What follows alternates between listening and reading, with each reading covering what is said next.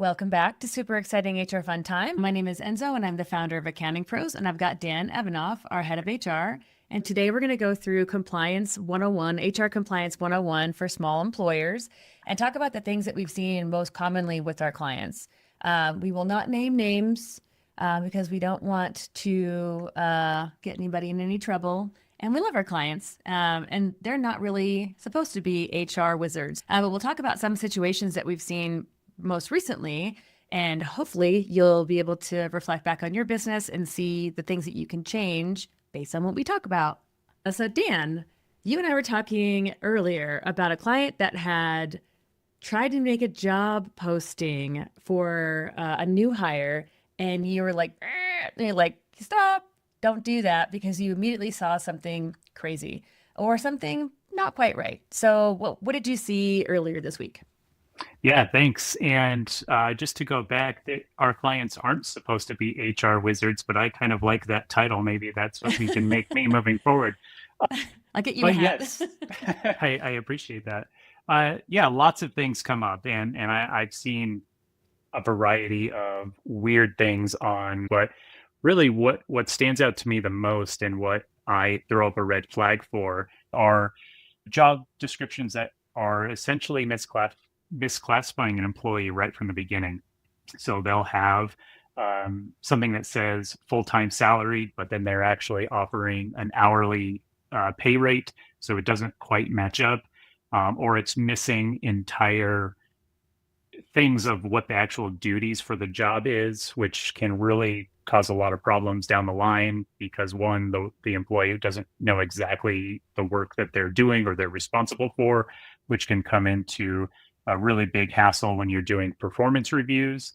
And then I've noticed little things that really make a big impact on these offer letters or even the job descriptions where they don't have any type of at-will disclaimer. So you're potentially opening yourself up to looking like you have an employment contract when you actually don't have one. So it's really important to make sure you have this right from the beginning. And I honestly don't discourage anyone from finding these things on the internet, but that's just using it as really a first draft template.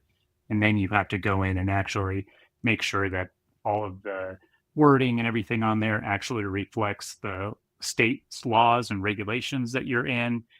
So each state has their own specific laws, and then also making sure that you're not accidentally promising benefits that you can't actually deliver because you didn't read the whole thing that you pulled off the internet. With all of those things together, they really can add up. So getting it right from the beginning is just critical and super important. Yeah, so it sounds like they're just pulling like one or more job descriptions and just think, okay, I'm hiring for a sales position. And they just find the first, sales job description, not realizing it's for junior or for senior or for customer success. It's something that they didn't even intend to hire for or whatever. And then, like you said, it doesn't have any of the state information as well. Anything that's required, like in the state of Colorado, we have to have like the salary range in there. Is that right? That's correct. Yeah. The salary band and making sure that people understand exactly what they can expect going into that or applying for. And I think that that's really important and should eventually go to all the states.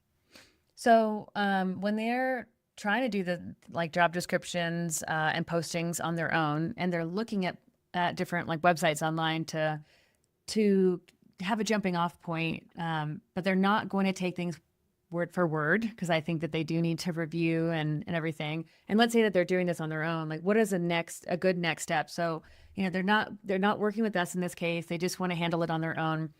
What's their process supposed to look like? Sure. Well, there's lots and lots of different resources you can find online. Some of them do require memberships like SHRM and things like that. So those are clearly going to be your best answers that have had some type of legal eyes on them and are making them correct. But I think if you're a small business and you're doing it on your own, and you're really trying to be as cost effective as possible, I think just going and looking at job postings from bigger companies is a really good place to start, at least to get examples of what you should be doing. Chances are those larger companies do have someone that is doing it correctly, and you can at least get an idea of what your template should look like. not copying it word for word, of course, because that wouldn't match, but you can see lots of different varieties of jobs that probably are very similar to the ones you're posting. So, one thing that I had heard previously, not from you, but from other people in the accounting space or just other founders, is that the job description allows you to sort of market your business to potential new hires. So, providing a bit of a peek into what life looks like working for this company. And you talked about benefits and things like that. But I know that there's probably a bit of creativity that needs to be included in those job descriptions and describing the company, but you also need to put on the compliance hat and realize, it can't just be like a fun party, on the job description where everybody's playing ping pong and whatever. How much personality should be in that job description? Is it something that we need to completely avoid, or is there like a little bit of, personality that can show? So, just to back up a little bit, I think that if a company already has a culture in place and they really want to live to that culture and strive to continue growing that culture, having that in the job description is fantastic to highlight what your ethos is, what you believe in, what day to day is like within the organization, how you interact with internal team and external clients and things like that. But I think with smaller businesses, you're not necessarily going to have that. So, in my opinion, just having what your company does and why you do it and what you're looking for really will just add just enough to pique people's interests. We're talking about small businesses and not these large tech companies that may or may not have all of these, value add benefits that you're talking about, ping pong, kombucha on tap, those type of things, which are all fantastic, but not necessarily what a lot of companies have. Um, are there any sort of trigger words or anything that we should avoid? I know that I've seen things like young, like used in job descriptions, or energetic, things that like sort of sound like young, or maybe might have some ageism accidentally, tied to that job description. Like, what should they avoid? I think if you're using any of those types of words, you're going to get a red flag from me. I honestly, I think having someone that's energetic and right, full of life in their job description, I could probably take that either way. So I would just stick to the facts. You're looking for someone who is dedicated, they're a go-getter, all of the things that you're looking for from somebody that is joining a team. It's kind of funny to put those descriptions or descriptors in the job description in any rate, because anyone applying, if they're not going to say, "Oh, I'm not a go-getter. I guess I'm not going to apply for this job." That's the opposite of go getter. Just a person who naps all day. Can I do that? No, I won't do that. It's impossible, right? Right. We all want to, but there's no way we'd all be so bored if we did that. And I'm full of life, but sometimes it's like 50% Sure. or like 60%. Okay, so you mentioned this employer who had put together a job description, $21 an hour, but then tried to make it salary, or the wording was sort of off. Oftentimes, I see a misunderstanding with things like exempt versus non-exempt, and what I think was our last conversation. I was like, that's a whole other deeper topic. But understanding like who should get overtime, who is exempt from getting overtime, and who is not exempt from getting overtime. Such a confusing sort of terminology, but Very. that's also something that needs to be considered before making the job posting and like hiring and onboarding. So, what are some of the ways that someone can avoid accidentally putting somebody in the wrong category? Sure. Well, right away, and this goes back to my early career, always assume non-exempt is my stance. You can't ever go wrong that way. You're always mitigating the risk. So non-exempt being they are eligible for overtime, meaning they'll be paid time and a half for any hours worked over 40 in a week. Some states are different, like California, any hours over 8 in a day. Then there's other categories to that. But really, what we're looking for is making sure someone meets the actual salary test and duties test to be considered exempt. And from what I've seen from almost every hiring manager, is that they're looking at the salary test only. So you're getting someone, they're making $50,000 a year. They're automatically, the managers automatically think these folks are exempt because they're making that much money. And while oftentimes that probably is accurate, if you're not looking at the actual duties of the job, so what the individual is actually doing day to day, you could be potentially misclassifying these folks, and they could be eligible for any overtime that they would be owed if they worked any hours over 40, or as I just described that. And that could go back all the way to the beginning of their actual start of their employment. So you definitely want to make sure you're getting that right from the beginning. And that goes back to why it's so important to have an actual job description, because if you don't have the job description, there is zero way to determine if someone is actually exempt or non-exempt, which is something I deal with very often as well when we're going into a new client and we're looking at job descriptions and they don't have any, and then we're looking at the job titles and the salary amounts, and you're seeing all of this mismatched data where some people are exempt, some people are not, or everyone is exempt, and you're seeing some folks that they're not actually working all of the hours that are scheduled and they're still being paid a salary, and then it becomes wage theft from an employee standpoint. There's just all kinds of mess that you can have here if you don't get this right from the beginning. Yeah, and I've heard a lot where people say, "Oh, I pay people salary, so that means that they don't get overtime." And it's not just salary, and it's not just hourly. You could be either one and also be able to get overtime. And I know also it's less common. It's not totally uncommon, but it's less common for people who are on salary to track their time. So because they're not getting paid by the hour, so they're not clocking in, clocking out. And I'm assuming that when it comes time to, litigation or whatever happens, if somebody thinks that they've been underpaid and they actually are, underpaid for those overtime hours, for you to prove how much do you actually owe them. So I don't even know what would happen in that case. If they say that they worked 100 hours of overtime and you have no way to prove it, like what happens in that situation? So that's where there would be some type of discovery if it went down that far. And then we would be looking at emails. We would be like when the emails were sent, what the individual was working on.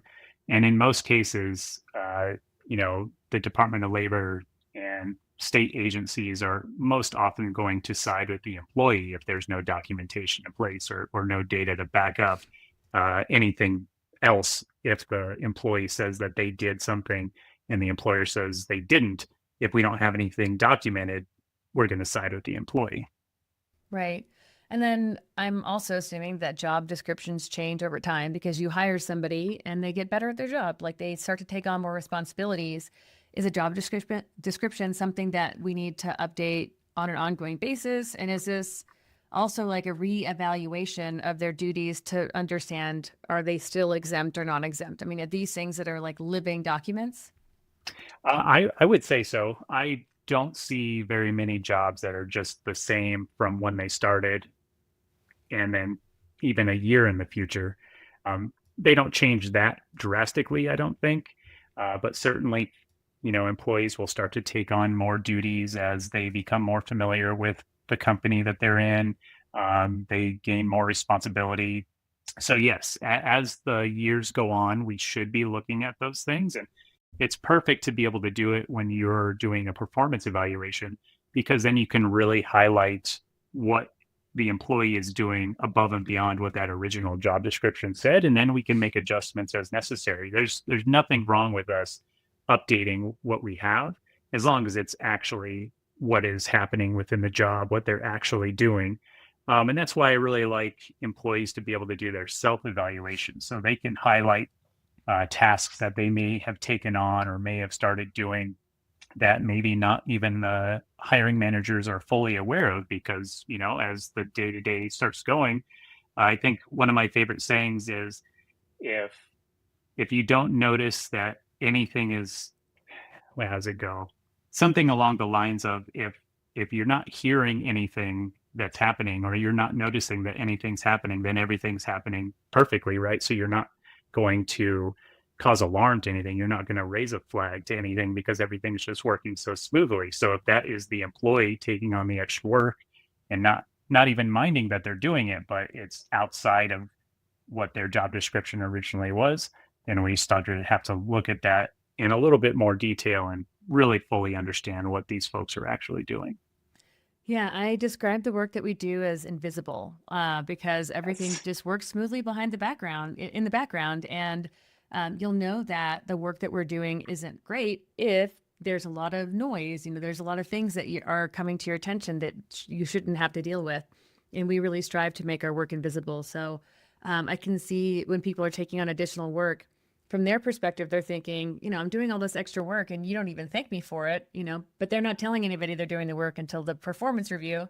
So there's a bit of like frustration, from on the manager side and the employee side where nobody really knows, what extra things are going into doing the work.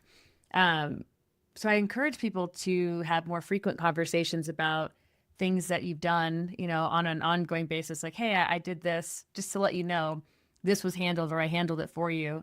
You don't have to like make it a big deal, or maybe even have like a way to submit that. Like we have ad hoc reviews that we can just submit via a form. Like, hey, this person did this thing that was great. It was outside of the scope of their work.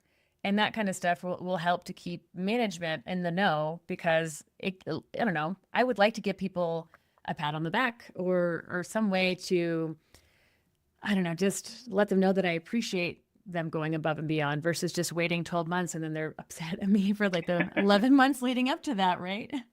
Well, and that's a really great point. I really like how you have that tool in place to be able to catch these ad hoc updates, and then just keep them documented in a very easy and succinct way. One for employees and managers just to be able to take that action, get their thoughts out real quick. Hey, John Doe did amazing. He did this for the client, went above and beyond. I just wanted to shout out. I think that's fantastic. And then when employees get those kudos and those shout outs, it really shows that people are paying attention and see the value of the work they're bringing. So I really like that a lot. And I think that more uh, businesses should take that approach. Well, it actually was born out of a necessity. Like we were doing reviews for people, and I don't know how far back your memory goes when you're doing reviews, but I think back, and if somebody, did something wrong in the prior week, that really will cloud my judgment about their work performance. So maybe they did 100 wonderful things in the past 12 months, but then the last 2 weeks, maybe they had some off weeks, and there was 3 things that I noticed, or whatever, not a whole lot. Like the negative to positive, is really outweighed by positive, but my mind is only seeing the negative because I'm in that mind state. So what I wanted to do was give our team some more clarity on the overall performance of our employee. Is this something that we're seeing again and again? Is there a pattern that we need to address? Or is this something one-off? Maybe something's happening at home, or maybe they need some more training, or maybe it was just a bad week or whatever. And really, I need to be judging them on a whole lot of other, really wonderful things that they've done. And the other thing too is really designing our performance reviews to be very closely related to their job description, and have it be, what is it, objective versus subjective? Have it be data driven. Let's just say have it be data driven. So, okay, you are an accountant working for Accounting Pros. If my question that I ask in order to understand your performance is, did they do a good job? Well, that's like very open-ended. So what does doing a good job really mean? Were their monthly reviews turned in on time? Like over a certain percentage of time? So did they get the reviews turned in, by the 5th of the month or 10th of the month, 100%, 90%, 80%? And how does that fall within our criteria for like doing a really great job? And then did we have any customer complaints? Or let's see, if you did turn in your reviews, the way that we do our reviews are the accountant that's working with their clients turns in a review that says to the controller, hey, I've looked over everything. I've checked everything off the list. Everything is great. Sometimes we might have a few things that we're missing from the client, but we want to get as much of the review done as possible. So that way, if there's just 2 or 3 things left over, then we can just fix those when we're getting missing items from our clients, but we don't have to wait until the very end of the month. Like we've already done some pre-work. and the controller does their review, and they're looking essentially at the same things, but in their, from their experience and using their knowledge and from their perspective. And sometimes the accountant might say everything's great, but there's really some things that we need to take care of. And what we're looking for is, what percentage of those reviews get kicked back from the controller to the accountant? Is it happening a lot, or is it happening very infrequently? So I really try to take out are they doing a good job, and sort of come up with the matrix of what that actually means. And I think that you're doing that with some of our clients as well, looking at their job descriptions and saying like, nope, this is not a good job description. We need to make this more specific, and also include things that are very state specific, or anything that would require like local compliance. But then taking that and saying, okay, what does it mean to do well at this job? And, what are the ways in which you're measuring their performance, right? Setting that criteria right from the beginning really sets the expectations for both the manager and the employee, as well as the clients, if we're talking about a client facing business, because they want to know what they can expect. And just having your, deliverables tied to what their clients are expecting can really set the stage for how you're going to be reviewing these folks moving forward, and just setting that in stone. This is what we do. This is how we do it. This is how we measure it. It really keeps everyone accountable. It keeps everything data driven and not subjective, which I think is key. And then also what you said with that halo or horn effect, if we have somebody that has been doing fantastic for the last 5 months, but then over the last 2 months, they've made quite a bit of mistakes. Not necessarily job threatening, but something that we do need to look at and take into account when we're doing the review, that, hey, these items came up. You're doing a great job, but we need to see some improvement, or it could be job threatening. And then just the opposite of that too. If you have somebody that's been not doing so great the first 3 months, but then they've just been so delightful and shining over the last 2 weeks, that could cloud some people's judgment when they're doing these reviews, and really should be looking at the data versus just the emotional factor of all of that. So if you are trying to, if you're working for an employer that doesn't track all these things, throughout the year, and you want to get a really good raise or get a good performance review, just do really well for the prior like 3 weeks, and then they'll just magically forget about all the mistakes that you made. That's exactly right. So I'm really like glad that life hack. that's our hashtag for the day. 3 weeks. Oh my Last 3 weeks gosh. is all that matters. Yeah, don't worry about anything else. Okay, so then let's say that they write a job description, they bring somebody on. Actually, let's go back even to like interviews. Do you also have like prescribed interview questions for the particular job, asking about things that relate to the job description or posting?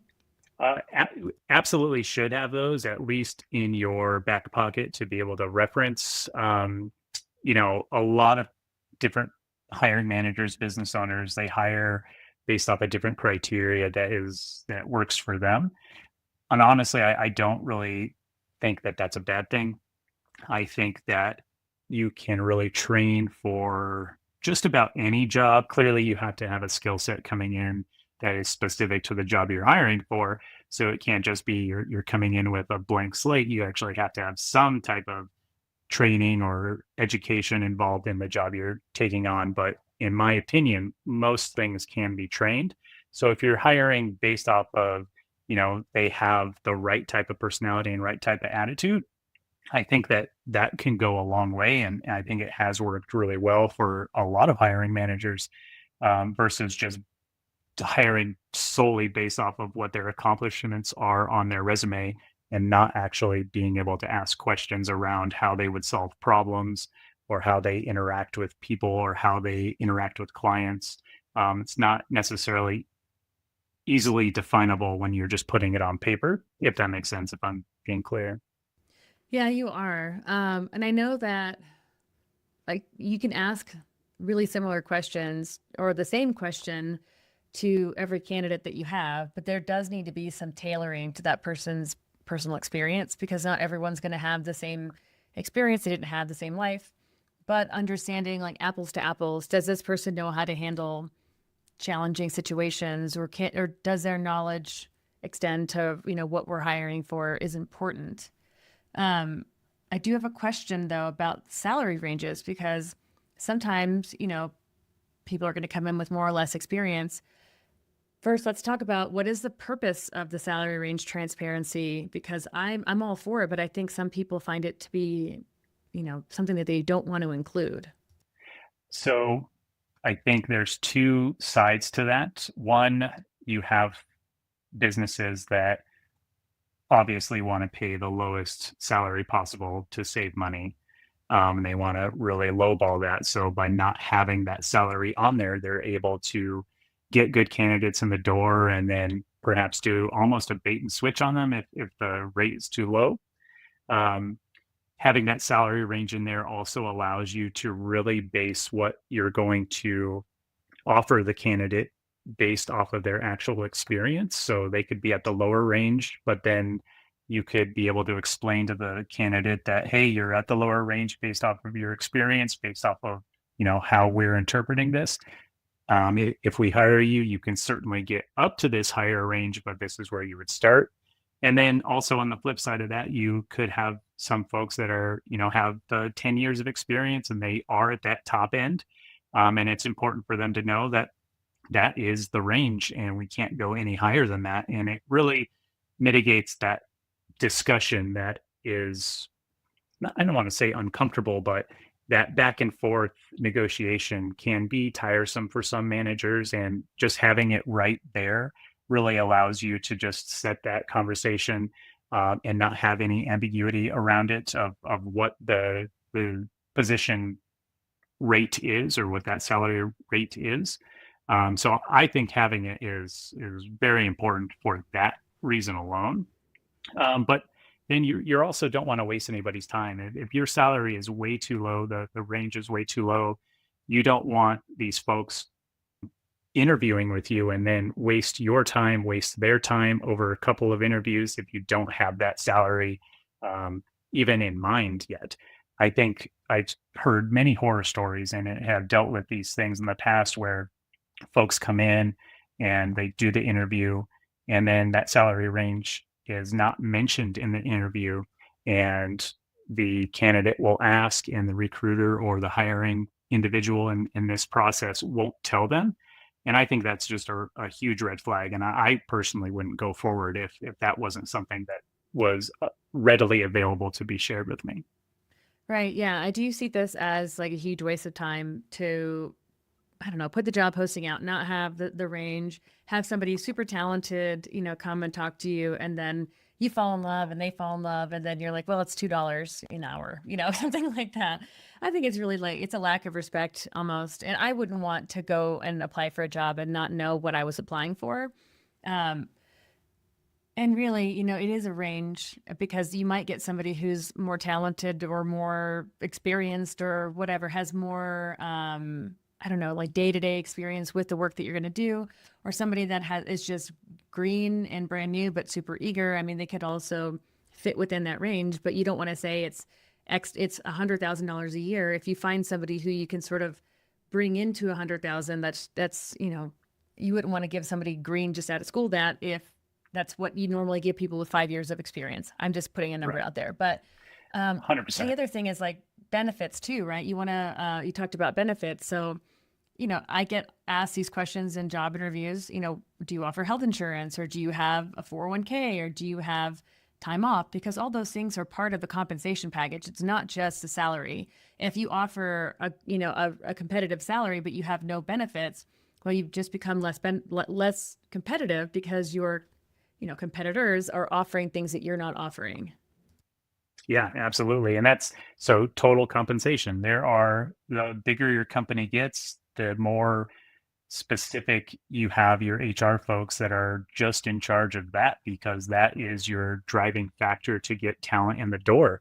But when you're working with smaller companies and you really have to look at that total comp package to be competitive with those in the market because you have a budget and you have to keep it at that budget because you're trying to grow your business but you still want that top talent to come in. So being able to offer those other things, and this is all topics we've discussed in our other episodes, but having those additional factors really can play into that total compensation. So that's perfect to actually highlight in the job description. If your salary range is X to X and you do feel it's a little lower than what your competitors are offering, but you offer this unlimited PTO and you have health benefits that are available, and all these other things can really put that notch up a little bit and be able to attract that talent as well. Yeah. And we do offer unlimited PTO. And I have had people say, is it really unlimited? Because I know that some employers will offer unlimited PTO and will tell people not to take time off or will discourage people from taking time off. And we actually, several times a year, will look at how much time people have taken off, and we'll say, hey, you haven't taken any time off this year. You actually should probably take a break because, we want you to enjoy your life and not loathe being here. But I don't think that that's super common. I think mostly people discourage that, or that could be part of the culture. So highlighting like, yeah, we actually do want you to take time off and this is how we do it. Hold on, I have to say it. This is how we do it. Okay, that's it. ADHD is great. Yeah, I think it's important to highlight like, yeah, we offer this. Yeah, we actually mean it. It's not just like fancy words on a, just job description, and not something that we're BSing about here. Yeah. I was just, it's so interesting when I'm hanging out with my wife and my friends because half of us are in HR or back office type things, and some of us are accountants. So it's really interesting to have these conversations. And how fun is it that we actually talked about this over brunch, which just happened this last weekend. So this is real. But we were just talking because we all traveled together, all of my group of friends, and we're all talking about our PTO, and this exact topic came up, and it was really interesting to hear the different perspectives from everyone. So we have some folks that are thinking they're taking their time off that they've accrued, they've earned it, they get to have that in their bank, and they take that time. It's like an earned thing versus the unlimited, where I can understand where the mindset is. It's unlimited, but I'm kind of encouraged to always be available because it is unlimited type of mindset. Meaning like, oh, I'm just checking into the email. I just want to check my email, that type of thing. So you're not truly unplugging. So it does add a little complexity there when you have the unlimited, and in no way, I think Accounting Pros does it fantastically. You really encourage, unplug, take your time. And I think that all businesses should do that, and all hiring managers should encourage that to their team. But I do see some bad actors in the field as well, where they look at you taking time off as detrimental. Like, oh, you took 2 weeks. Maybe around review time, we're going to actually have to bring this up, which is totally counterintuitive to actually having unlimited PTO. And I think a lot of businesses, they actually just do the unlimited PTO so they can kind of have that grip on it. And then also the big factor here is not having to pay out any accrued PTO that people may have in their bank if they, leave for any reason, whether voluntary or involuntary. Yeah, I think our team actually averages about 5 weeks off a year. Some are more, some are less. And we also do a week at Christmas. So it's like, the 24th to the 1st, we're out. And then we have like, I don't know, all the banking holidays essentially. But just checking your email while, you're on vacation, I discourage that. And I have threatened to like turn off people's emails. Like, I'm changing your password. You don't get to have it until you come back, or like pausing or For suspending it sure. in like Google Workspaces. Because I'm like, just take the vacation, like be out or be in, like one or the other. You don't get to have both. And I want you to go do fun things. I agree. I am guilty of it myself. I do it. I'm working on I'm it. sorry. I'm telling the world. However, I like your approach there. I do think that that has to be I don't want to say a threat.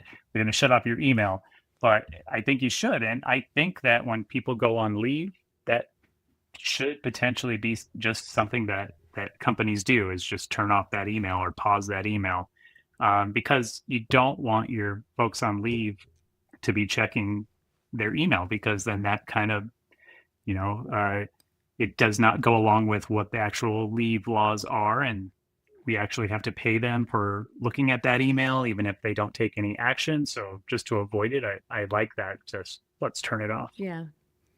Well, thankfully, most of our emails go through our ticketing system. So we have one email address that goes in, and those tickets or emails get automatically assigned to whoever's like working with that client.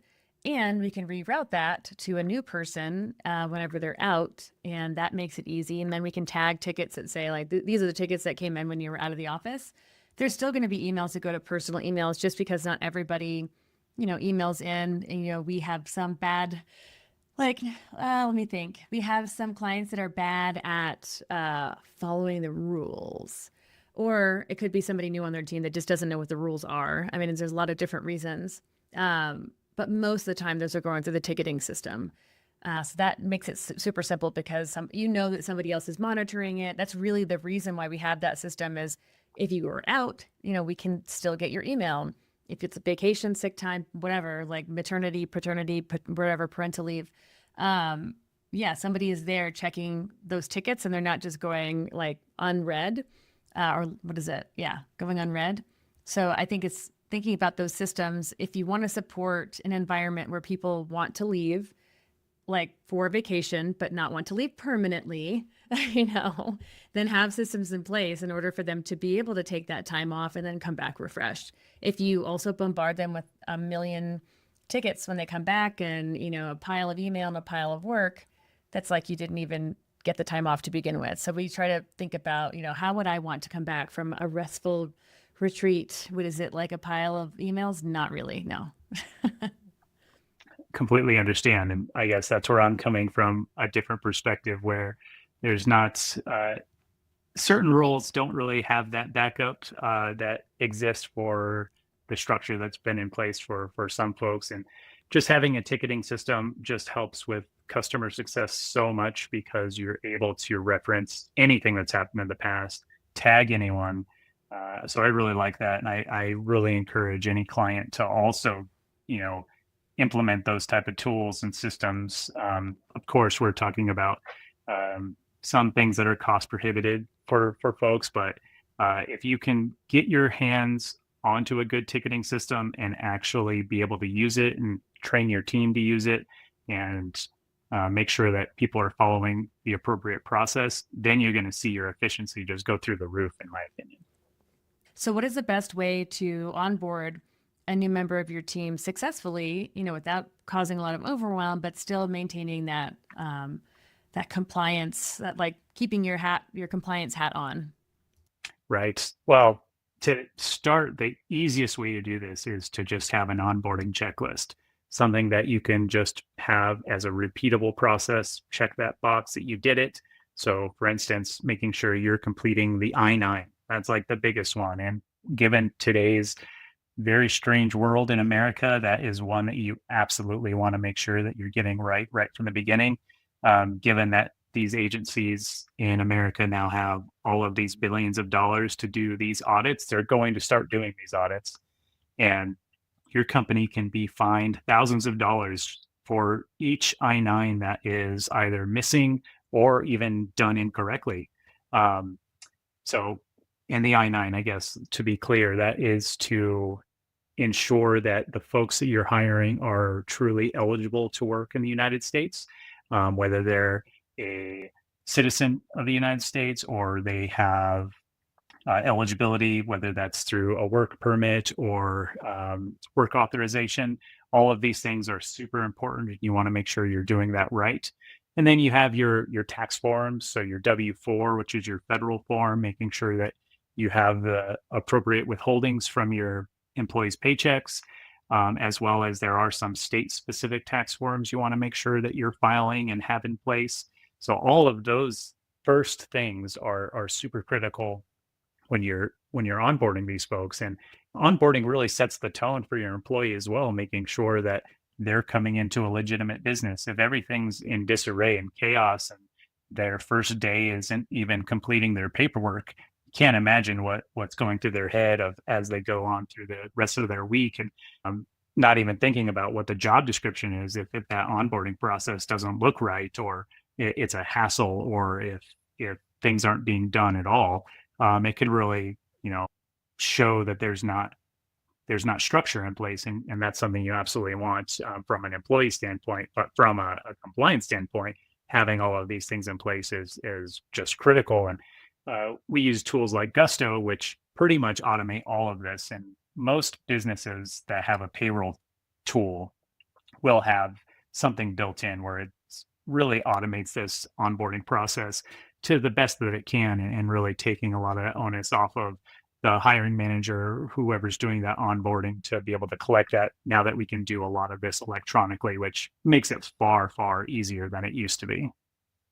Yeah, I was going to say Gusto has been really helpful because a lot of these things can be automated. So sending out um, the I-9 for the employee to fill out, and then it gets reviewed by a manager. And then when we're working with our clients, in an HR capacity, we'll go and do everything inside of E-Verify. If not, or if we're not, the clients are handling that on their own. But there is a limit to the amount of time that you're supposed to wait, or the 3 days, I think. Within 3 days of hiring them, you need to have this I-9 completed, E-Verify completed. And E-Verify, oh, there's a puppy in the background. E-Verify is not, hold on. No, you can't even see him. He's hiding now. E-Verify is not required in every single state, but we want to make sure that we have all of our ducks in a row, I's dotted and T's crossed. Just don't want to make any problems, for later. So we make sure that we have that. And there's a new remote verification process for validating the the IDs, whether it's a passport or a driver's license or all that. So there's even a process to go through that has to be handled outside of Gusto. But I think sometimes employers who are hiring remotely don't even think about that. They just allow people to send things in via email, or trust that what's on the form is accurate. And you actually do need to certify that, I actually followed this other process, which is brand new. And I don't think that many people know about. Yes, absolutely. And my favorite audit of an I-9 that actually just recently happened was, I was looking at it, and the person who filled out the employer representative portion of it was themselves. So they filled out the I-9 and then confirmed that they filled out the I-9 and that they validated the I-9. So Cool. definitely want to avoid that at Yeah. any cost. Right. Yeah. You're not supposed to do that. The other thing that we have sent out are the different disclosures, like the employee handbook and any state things that they need to sign. And we also give access, because we're remote, to posters. So any poster that they might need, we have them, there's a link that they can go to see all the posters. And then we have them certify that they know where they are and that they've reviewed them. But that's something that can be, automated within Gusto as well. And I think that, we have had employers that we worked with that have not even looked at the handbook and just have people blindly sign it. And it's been the same handbook for 10 years. It's been the same thing. Nothing has changed. Meanwhile, a lot has changed in terms of law. I'm sure you've seen that. Oh yeah, especially living in our BC AC, which I call before COVID, after COVID time.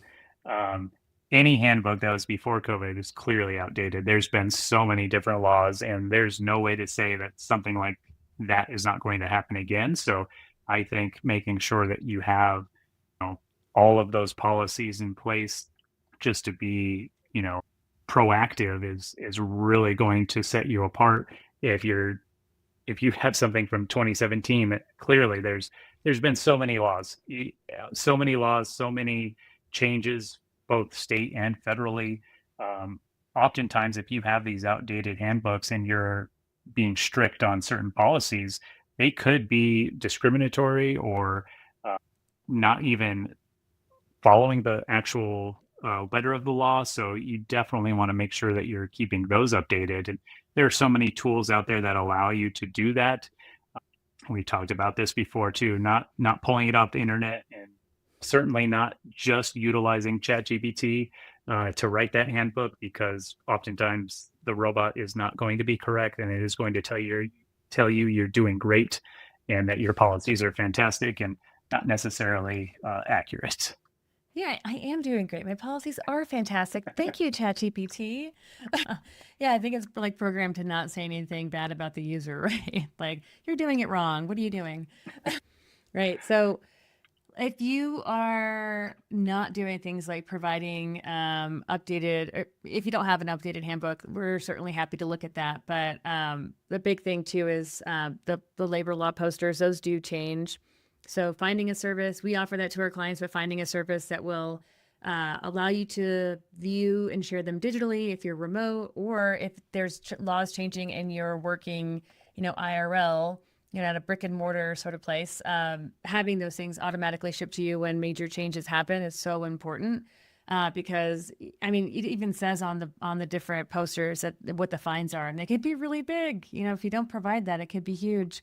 And I don't know about you, but I don't want to make like a $10,000 or $20,000 mistake just by not giving somebody a piece of paper. Like that seems like a very silly penalty for not doing one simple thing.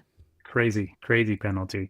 Yeah. And it's important for the employees as well. They should know what their rights are as an employee, and the rules that are in their state, whether that's for, meal and rest breaks, which are very important for people just for their health, but also because it is the law in some states. And understanding what minimum wage is, so you're actually being paid correctly, things like that.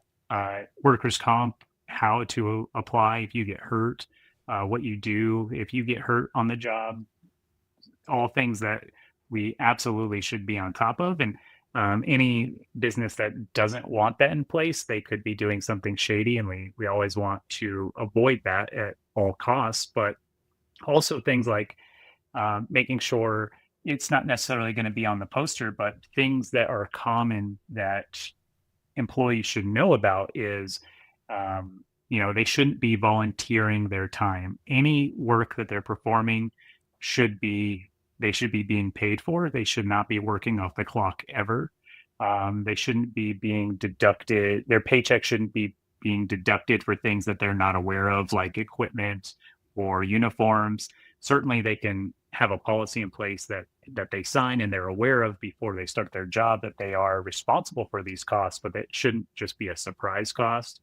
Um, Things like that. And then just probably the most important one, which goes back to one of the earlier topics in this discussion, is that overtime. So if you are a non-exempt employee, meaning you are eligible for overtime, you should know what your rights are there and really understand what you should be paid. And the employer should know as well, so that they know what burden that they're taking on if they have their employee work 48 hours in a week, that's going to be an extra cost to their budget that they need to be aware of. Right. And I know while it is challenging to have employees in many different states, it is possible to set up different policies where you have a policy that's applicable to those that are in one state versus another, whether that is like the time off, like what is it? Overtime tracking, like you said, that California could be different than another state where it's 40 hours versus 8 hours, a day, 40 hours a week. You can set that up inside of Gusto really easily. And with time off, if you've got a state that has no required sick time, but other states have required sick time, if you want to delineate it and say like clients in one state get this and clients in another state get that, you certainly can do that as well inside of Gusto. I mostly err on what is most beneficial for the employee, because I would feel pretty bad if I lived in a state that wasn't as helpful or wasn't as kind to employees, and I had somebody in California or Colorado where they've got all these benefits that are, you have to give them. I would feel like, okay, they get this and I don't because I live in a different state. So I tend to be more on the employee side, but I also know I'm weird and a lot of people don't do that kind of stuff. But if you want to separate, by state, you can have that in there, which I think is really great. Yeah, definitely. And I think we're entering into a new era of this remote employment where these factors are playing more and more into the job descriptions, to the candidate negotiations, all of it. So if you do have a robust policy in place already, you're going to be more attractive to this talent coming in the door. Um, And you highlight a really good point as well. So we have all of these different states. Um, One compliance risk that I've seen in this new remote world that we're working in is you'll have folks that are all of a sudden and working remotely from their home in North Dakota or whatever. And then all of a sudden you find out, oh, you're working strange hours. What's going on? Oh, I moved to Finland. I'm working remotely from Finland. And then now you've just opened up yourself to so many different laws and regulations. And how do you get around that? Do you just keep quiet? Probably not a good idea because things Right. could come up. And then if that country finds out that you've not been paying those taxes, now you're liable for that. The employee could get kicked out of the country. So many different factors can now come into play because you just have this one rogue person that is now traveling the world and being a digital nomad when Yeah. ultimately that is not ideally compliant. Right. Yeah, I don't even think about that. I think about, okay, you were in Colorado and then you moved to New York or you moved to Texas or some other US state. My mind doesn't immediately go to Finland. But that is something that happens. I mean, we've had people who have wanted to travel and work remotely and in other places, like other countries. And that is really hard. The time difference tends to be really hard. And then, the software that we use, specifically banking software, we do have a VPN that we use so that we can have a static IP address and log in and blah, blah, blah, all the technical stuff. But if they didn't think about that and now they're getting our logins kicked out of the systems because it looks like we're in another country, that causes more problems. So it's like it spirals out of control. So yeah, let's not have anybody work at Accounting Pros in Finland or another country, please. I don't know if I Right. can No, handle more stress. and just because they still have a U.S. address and are being paid in USD doesn't just mean it's okay and compliant. And also, I would encourage any business owner, if their employees are moving states, to really be aware of that so you can make the appropriate changes in your payroll and getting those appropriate state filings in place. Workers' comp, all of it. It really does play a factor into what can impact your business. And if you're not paying attention to that, you could really put yourself up for some risk. Right. There's other things that I'm going to mention that you didn't just say. So if you have an employee and you have all licensing and everything set up in Colorado, and they move to California or another state that has payroll tax, of course, yes, you have to set up new payroll tax accounts, set up unemployment insurance, all that stuff, workers' comp. But then if what you sell is taxable in the new state, even if it's not taxable in your state, you now have sales tax that you have to consider. And then you also have, what is it? Like some states have franchise tax that you have to set up. Even if you don't sell anything that's taxable, you have to pay franchise tax. California is an example. It's like $800 a year. I think I don't have franchise tax anymore in California, but I did at one time. And then it just really, you might even have to have other business tax returns filed. So that means setting up shop and having your CPA now do another state return, which costs more money at the end of the year. And you can't really, I mean, I don't know if you can tell people like you're not allowed to move. That might not be allowed, but at least knowing what are the things that you should consider when making offers to people that are remote, and what are some of the risks? Because one small change, like somebody moving to a different state, could have waterfall, like downstream effects that you haven't even considered, especially if you're in a state where what you're doing isn't taxed. Because every state, there's over 12,000 sales tax jurisdictions in the United States. Some things are not taxed in one place and they are in another, or they're taxed at 50%, or there's all these other, exceptions or different rules. So there's just a lot of that you have to think about. Well, you just said you can't stop somebody from moving, and that's true.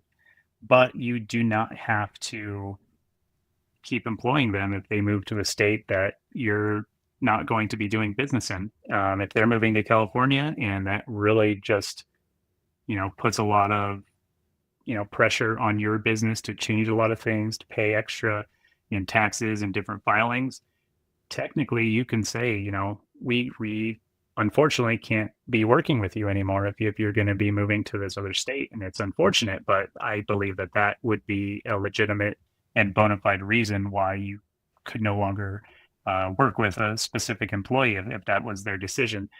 They should be coming to you anyway and saying, hey, I need to move or I'm going to move.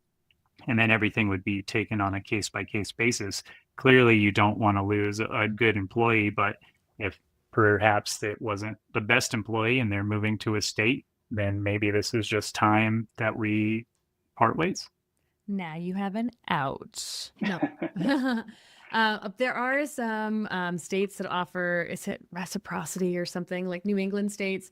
Like if you're in one state that, it's very close to like 3 or 4 states, you can work in one state and live in another because it's essentially like you're commuting. I don't know those states offhand, but I know a lot of them are all in New England because they're Yes. just so very, very close. Yes, where you can drive through 4 states in the time it takes to drive from Denver to the tech center here. Yeah, yeah. And if you're not from Colorado, that's what, 30 minutes, something like that. Not very far. All right. So we are almost at time. Is there anything else that is important to talk about? Well, I don't think we talked about it enough, but the at will definition, I think, is really important to understand.